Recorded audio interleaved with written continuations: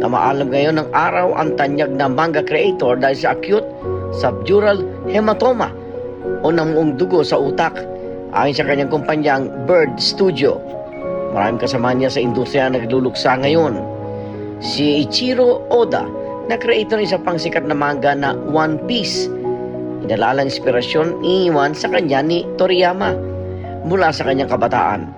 Anya malaki ang nagiambag ng namayapang manunulat sa paglikha ng panahong tinatangkilik ang manga, mapabata man o matanda. Nagpahayag din ng pasalamat at respeto ang Naruto creator na si Masashi Kishimoto. Anya ang Dragon Ball ang nagsalba sa isang batang taga-probinsya na tulad niya. Si Toriyama, siya raw kasi ang naging inspirasyon niya sa paglikha ng manga.